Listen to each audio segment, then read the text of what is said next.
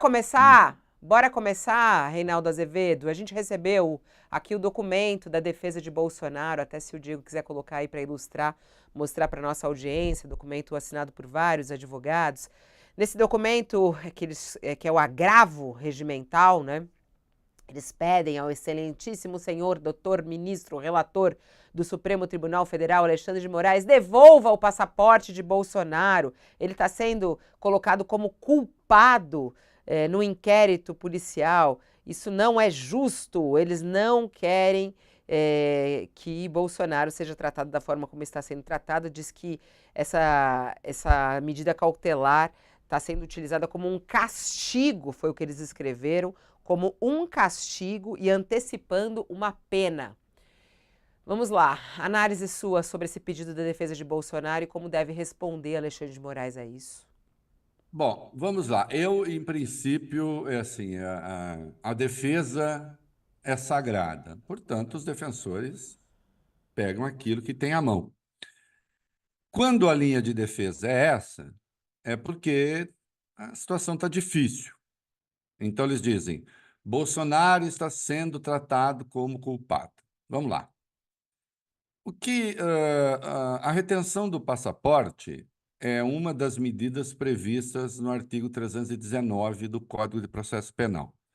Você sabe que o artigo 319 do Código de Processo Penal, ele veio para estabelecer o que se chama medidas diversas da prisão, menos graves do que a prisão, mas isso significa implicitamente o reconhecimento, presta atenção, de que a rigor, a rigor, a rigor, haveria motivos para prisão preventiva. Mas, não sendo assim tão graves, tão agudos, que se estabeleçam medidas diversas da prisão. Quando se diz, ele está sendo tratado como culpado, a defesa sabe que não é verdade. Do ponto de vista técnico, até com a vênia, os doutores e defendendo o sagrado direito à defesa, é uma besteira. Porque mesmo a prisão preventiva não significa que a pessoa está sendo tratada como culpada ainda. Significa, assim, que há uma evidência de cometimento de malfeito, de crime, e se estabelecem, e há ali as condições, ou as pré-condições, para a medida da prisão preventiva. Haver, pôr em risco, isso aqui é importante, o que a gente vai debater, pôr em risco a ordem pública ou a ordem econômica, não é? Poder interferir na instrução criminal, isto é, bulir com testemunha, com prova, não sei o quê, e risco de não cumprimento da lei penal, que é o quê? Risco de fuga. Então, dadas essas quatro condições, e desde que existam elementos suficientes para acreditar que o réu pode ter, ou a pessoa investigada, mesmo que ele não seja réu, pode ter cometido o crime, então aí a justiça decreta a prisão preventiva. Não significa que a pessoa necessariamente será condenada depois. Agora, necessariamente, essa pessoa tem de, no ato da decretação da prisão preventiva, e isso foi estabelecido pelo pacote da Lei Anticrime de 2019, necessariamente é preciso que haja um ato contemporâneo à decisão. Isto é, neste momento em que eu estou decretando a prisão preventiva, a pessoa está fazendo alguma coisa, né? Uma outra coisa ligada àquilo, à razão pela qual ela é investigada, e eventualmente não, né? Mas geralmente sim ligada àquilo a razão pela qual está sendo investigada.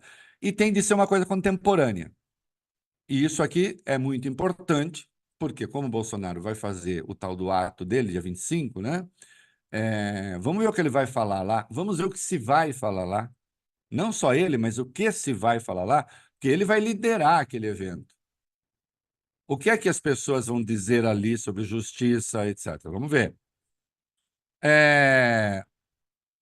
Bolsonaro está, neste momento, fazendo alguma coisa que pede a prisão preventiva de uma maneira ostensiva? Por enquanto, não.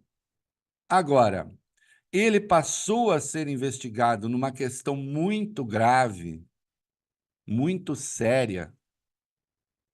Ele foi flagrado na praia, flagrado que eu digo não é o estado do flagrante, né, que tem que ser o crime na hora. Mas, enfim, há evidência de que ele articulou um golpe de Estado, de que ele tomou decisões em favor de um golpe de Estado, não é? Em sendo assim, e dada a sua agenda, que a própria defesa admite, ele tem coisas fora do país, será prudente mantê-lo com passaporte? Aí eu acho que não. Eu acho que as medidas diversas da prisão, nesse caso, são cabíveis. O crime aconteceu, a defesa vai dizer que não. Aconteceu. As evidências dizem que sim. O crime aconteceu, existem os indícios claríssimos de autoria, ele comanda a reunião, ele passa instruções, ele dá ordens, ele diz: precisamos atuar antes, não é? Ele conversa com o ministro da Defesa sobre formas de intimidação do Tribunal Superior Eleitoral. Inclusive, precisamos ver as imputações, eu acho que também tem uma outra aí, além daquelas que a gente está falando, já vemos, já vemos já. Então, é claro que a retenção do passaporte, nesse caso, é absolutamente correta, justificável, de acordo com o artigo 319 do Código de Processo Penal, que veio justamente esse artigo 319 para dizer, olha, como a prisão é a medida extrema, esse é o princípio do artigo 319. Como assim? Tirar a liberdade de alguém é o que pode acontecer de mais extremo na lei penal brasileira, não é? Nós não temos pena de morte. Então, tirar a liberdade é o limite, mesmo que provisoriamente, não é? Com a prisão preventiva. Como isso é muito grave, nós vamos pensar algumas medidas de menor gravidade para evitar a prisão, porque sempre que possível deve-se evitar a prisão. Me parece um princípio correto, inclusive, do direito penal, né? Numa democracia. Eu sei que os bolsonaristas eles não gostam disso, eles atacam sempre. Tudo aquilo na lei penal que lembra ligeiramente o Estado democrático, eles atacam, né? Mas é por isso que existe o artigo 319, né? Eles entraram, é importante entender o instrumento, eles entraram com agravo regimental. Não, primeiro eles pedem para o Alexandre, devolve o passaporte aí, né? Obviamente, o Alexandre, tomada a decisão, não tem por que devolver, né? Então, eu quero que isso seja submetido aos demais ministros. O agravo regimental é isso, né? Submeta aos demais ministros, né? Para saber se eles endossam a retenção do passaporte ou não. E creio que, por maioria, se isso acontecer, haverá um endosso, né? Agora, é claro, é uma tentativa de dizer, olha, ele não fez nada, vocês estão perseguindo o Jair Bolsonaro, que é a natureza do evento que eles vão fazer, né?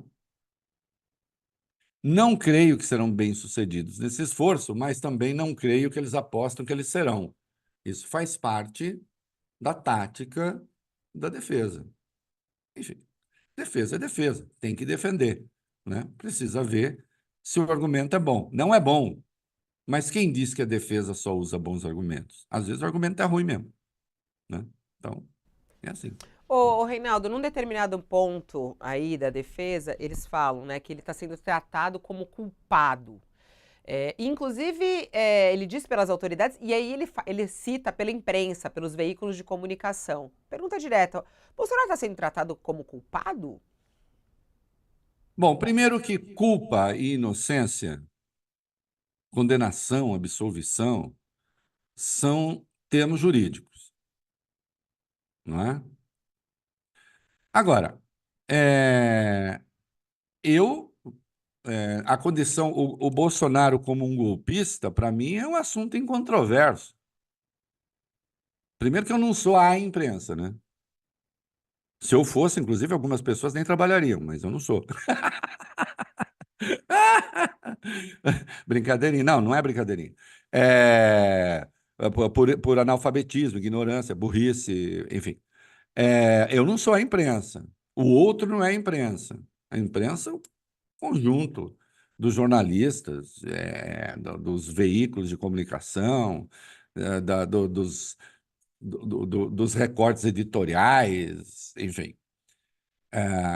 Eu trato Bolsonaro como um golpista, porque todo aquele que fizer aquilo que ele fez no Brasil a partir do dia 1º de janeiro de 2019, eu chamarei golpista. Quem promove atos contra poderes da República, sem dizer eu sou contra isso ou aquilo que se decidiu, eu sou contra os poderes. Os atos iniciais de Bolsonaro, promovidos por Bolsonaro contra o Supremo, o primeiro, no dia 26 de maio de 2019, não era contra uma decisão do Supremo, era contra o Supremo. E, à época, contra o Congresso. Não tinha reivindicação nenhuma, a não ser contra dois poderes. Depois fez o acordo com Arthur Lira, entregou a administração do país ao Centrão, com orçamento secreto, aí pararam de fazer pressão contra o Congresso e restou a pressão contra o Supremo. Então, todo mundo que promove manifestação contra um poder da República, numa democracia, todo aquele que ameaça eleições, ou as eleições são como eu quero, ou elas não existirão, é golpista. Todo aquele que vai discursar em frente a QG do Exército, como ele fez, né? Ainda me lembro da sua bela camisa polo bordô, né? Tem uma foto histórica assim, em frente ao QG do Exército. Os seus bate-paus estavam lá pedindo o fechamento do Supremo e ele foi lá discursar. Todo aquele que diz para o Supremo, acabou, porra, na linha, agora, aquele que vai discursar num 7 de setembro dizendo que não vai mais seguir determinações judiciais, como ele fez, promovendo manifestações que pediam abertamente o AI-5, é golpista. E quem comanda uma reunião golpista é golpista. Qual é a dúvida de que Bolsonaro disse ali que era preciso intervir antes das eleições? Ele diz: o Lula vai ganhar, todo mundo sabe disso, o Lula vai ganhar.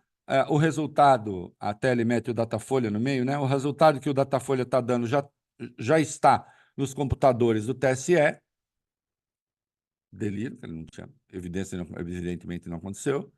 Ele vai ganhar e depois que proclamar o resultado, não vai adiantar. Né? Aí vai ter guerrilha, vai ter sangue. Então tem que ser antes. Aí os seus ministros se manifestam e dizem: tem que ser antes. O Anderson Torres tem que ser antes. O Augusto Heleno tem que ser antes. O Paulo Sérgio Nogueira, ministro da Defesa, então, eu estou falando com as Forças Armadas. Praticamente combinando atos ali de intimidação do TSE. O próprio Bolsonaro anunciando: o Augusto Heleno, do GSI, tem que dar murro na mesa. Agora, soco na mesa. O próprio Bolsonaro anunciando que ele vai conversar com os embaixadores para criar o clima, digamos, e para anunciar ao mundo o que vai acontecer por aqui. O nome daquilo é o quê? Aí alguns, que eu estou chamando salta-pocinhas, alguns tontinhos, tontinhas, e assim mesmo é essa designação, não, são atos preparatórios. Atos preparatórios não são necessariamente atos golpistas. Bom, primeiro que os artigos 359 LM punem tentativa de abolição, respectivamente, tentativa de abolição do Estado de Direito, 359L, E o 359-M, tentativa de golpe de Estado. Já dissemos aqui, não pune golpe de Estado, porque golpe de Estado, se consumado, não tem punição. Aí o golpe de Estado que vai punir os democratas. É a tentativa mesmo. Ah, mas aquilo que ele fez não é tentativa. Não é? Bom, em primeiro lugar, essa história de que nunca a lei pune tentativa é mentira. No caso do terrorismo, artigo 5º, Lei 13.260, pune. A tentativa, sim. Né? Os atos, ou melhor, nem tentativa, atos preparatórios. Está lá. Pode ver, artigo 5º da Lei 13.260, Lei Antiterrorismo. Né? Se você tentar fraudar alguma coisa no mercado financeiro, tomar as providências para, também é punido. E no caso de golpe de Estado, e no caso de atentado ao Estado de Direito, venha cá. Quem é que comandava aquela reunião? Era o Reinaldo Azevedo? Era a Fabíola Cidral? Não, era o Jair Bolsonaro. Era um encontro aqui na minha casa, chamei Fabíola, mais alguns amigos, vamos tomar um uísque e vamos tomar o poder. A gente pode fazer isso, quando a gente quiser. Inclusive com atos preparatórios. Fabíola, você vai fazer agitação não sei onde, eu vou fazer não sei o quê, eu vou fazer não sei o que lá, e no dia seguinte já não faz nada. Mesmo que essa reunião venha a público, como a gente não fez nada, como a gente não tem poder nenhum, como não somos pessoas de Estado, então pronto, não é nada. Foi só um delírio de uma bebedeira de verão. Agora, e quando se é presidente da República? E quando o presidente da República pede providências contra as eleições e as anuncia. O ministro da Defesa faz a mesma coisa. O ministro do GSI também, inclusive, anuncia a infiltração de agentes nas campanhas. O ministro da Justiça fazendo terrorismo e disse, é para já e nós temos de intervir agora. O presidente da República anunciando. Como é que é? Isso não pode ser punido? Ora que safadeza, desculpe essa tese. Por que essa tese é safada? Porque não existe essa imputação no Código Penal. De fato, eles chamam de atos preparatórios e no Código Penal não existe atos preparatórios para golpe de Estado, punição. Não tem isso. Atos preparatórios para a abolição do Estado de Direito. Não tem. Ah, então aquilo que nós sabemos, aquilo que Bolsonaro fez, aquilo que veio a público, não é nada. Se aquilo não é nada, atenção que as coisas têm implicações. Se aquilo não é nada, é sinal de que aquilo então pode ser feito. O presidente da República pode usar o Palácio do Planalto, o Palácio da Alvorada, os prédios públicos, qualquer presidente, para discutir abertamente golpe de Estado. Abertamente. Para discutir ali entre os seus golpe de Estado. Pode? É a minha pergunta, pode? Isso é uma tolice, isso é uma tolice, ou da extrema... Tolice não, isso é uma safadeza ou da extrema-direita, ou é coisa de gente que acha que a maneira de ser isento é condescender com tudo. Tudo pode. Tudo é da lei. Se não tiver o cara lá com tanque na rua, então não é golpe. Aí eu quero lembrar, se me permite, trecho da entrevista do Paulo Gonet, procurador-geral da República, eu botei numa das minhas colunas, ao Reconversa, que é o meu podcast com o Valfrido Vard. Disse o Procurador-Geral da República o seguinte, vamos ver se a gente concorda com ele. O extremista não aceita o outro. E aqui uma frase maravilhosa. E o outro é a personagem da democracia, a quem eu levo o meu ponto de vista, levo as minhas perspectivas, as minhas mundividências, isto é, a minha visão de mundo, mas eu troco com esse outro, levo as minhas pré-compreensões da realidade, do que é justo, do que é belo, e vou verificar com os outros o que pensam sobre isso, para depois a gente construir alguma coisa de mais sólido. A gente tem de ter essa abertura para o diálogo. O que é que tem o Ministério Público com isso? Que eu tinha feito uma pergunta a respeito, ele diz, você perguntou, o que é que tem o Ministério Público com isso? Quando o extremista não aceita o outro, ele só quer a si mesmo. mas, ou melhor, quando o extremista não aceita o outro, ele só quer a si mesmo, mas está na dele, está em casa, no máximo animando um jantar familiar de domingo ou destruindo, vá lá, né? O que eu falei, você está na sua casa, você está no boteco, você não sei o quê, você quer fazer atos preparatórios para golpe, ou o que seja, mas quando isso começa a incitar movimentos de ruptura da ordem, quando isso se coloca como uma engrenagem para o propósito de ruptura com a ordem, de destruição dos pilares da convivência democrática, aí a gente entra no plano penal, porque existe um limite para a tolerância. E o limite da tolerância é que o outro seja tão tolerante como eu sou, e aqui ele cita de maneira coberta o paradoxo da tolerância do filósofo Karl Popper, no livro A Sociedade Aberta e Seus Inimigos. Num dos volumes, ele trata do paradoxo da tolerância. A democracia não pode ser tolerante a ponto de tolerar aqueles que querem solapá-la. Eu pergunto, Bolsonaro ali, na condição de presidente da República, seus ministros colocaram a engrenagem do golpe para funcionar ou não? A resposta é sim, desgraçadamente sim. Digo desgraçadamente porque isso não é bom para o país, não é? Aí fala assim, a imprensa trata como culpado. Eu trato como, não gosta da palavra culpado? É porque ela é do universo jurídico, eu trato como responsável, como aquele que disse e fez coisas golpistas que antes ofendiam a Lei de Segurança Nacional e depois da mudança do fim da Lei de Segurança Nacional, o Código Penal, nos artigos 359-L, tentativa de abolição do Estado de Direito, 359-M, tentativa de golpe de Estado, e 359-N, que é perturbar as eleições, porque isso também eles tentaram. Como deixa claro testemunho do Paulo Sérgio Nogueira, ministro da Defesa, nessa reunião. Uma reunião golpista, inequivocamente golpista. E quem promove reuniões golpistas, golpista é. E alguns se manifestaram ativamente e outros foram coniventes pelo silêncio. Mas vá lá, até se admite, não vou eu confrontar aqui o Bolsonaro, porque senão... Agora, o que era medo de ser demitido? Você imagina se alguém me chama para uma reunião golpista, pode ser a minha mãe. Se a minha mãe me chamar para uma reunião golpista, eu vou embora. Entende? Ela não vai fazer isso, mas... No máximo dar um golpe familiar, talvez ela tentasse, para mandar em tudo.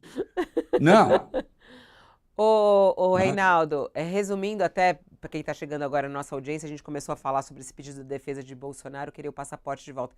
Você acha então que a justiça não deve autorizar Bolsonaro a deixar o país? Mas claro que não. Eu não autorizaria. Eu não estou prevendo aqui, não vão autorizar. Eu não autorizaria. Por quê? Por bom comportamento? Mas ele prometeu, ele vai fazer uma reunião, ele vai fazer uma concentração incitando os seus seguidores, insuflando os seus seguidores contra a autoridade judicial.